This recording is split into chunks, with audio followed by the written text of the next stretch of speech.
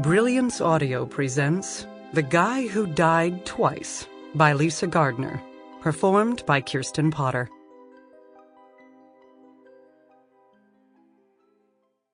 How was my day? Well, in the category of strangest case, I win.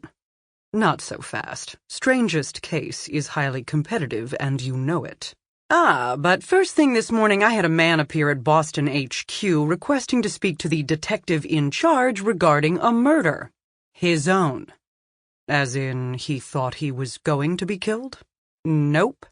Detective Dee Dee Warren paused briefly while loading the dishwasher and grinned at her crime scene analyst husband, as in, he thought he was already dead. Dee Dee and Alex finished cleaning up the kitchen together. Dee Dee did the honors of checking on their son Jack, who was fast asleep in his race car bed with his partner in crime, a black and white spotted pup. Kiko raised her head at the intrusion, yawned hugely, then settled back down.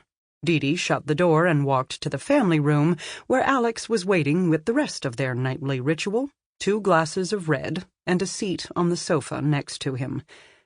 So, your guy thought he was the target of a murder? My guy considered himself dead. Stone cold, no pulse, no brain activity, dead as a doornail dead.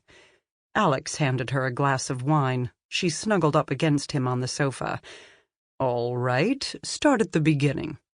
So, I get a call from the desk officer. He has a civilian reporting to have information on a homicide. Phil goes down to check him out, ends up returning with him to the unit.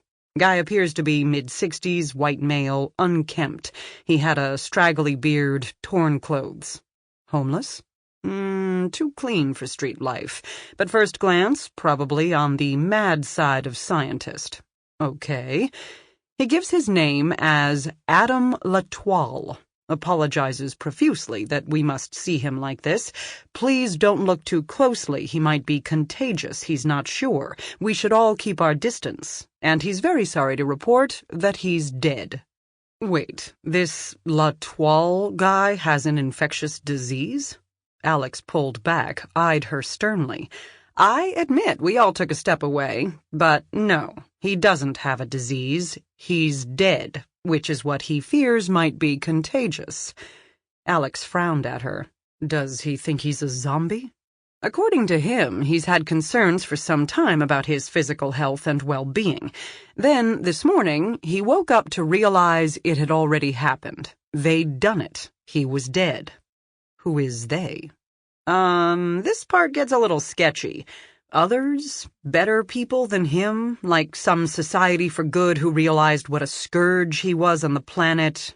He used the word scourge? Absolutely. Very intelligent, refined speaker. No lack of education. Sanity, maybe, but not education. So they killed him. How? He didn't know. What mattered was that he was dead. He was very sorry about it, and he felt it was his responsibility to report it to the authorities as quickly as possible so we could take appropriate actions. Like bury him? We're still not sure. Neil asked him if he was hurt, had any wounds, injuries, nothing. Phil offered him a glass of water, which Mr. Latoile accepted and drank. Phil pointed out to Latoile that if he was drinking, then he probably wasn't dead. Mr. Latoile handed back the cup and insisted, no, he was dead, still definitely dead. Happened first thing this morning. Alex sat back. Okay, as strange cases go, this feels like a contender. Except, isn't this a psych case, not a homicide? Fair enough. While Phil set up the man in the conference room, Neil ran background on the prints recovered from the cup. Mr. Latoile, it turns out, lives in Back Bay, is apparently worth a small fortune, family money, and, yes, has spent some time in and out of various wellness centers. No criminal record, but a long battle with depression.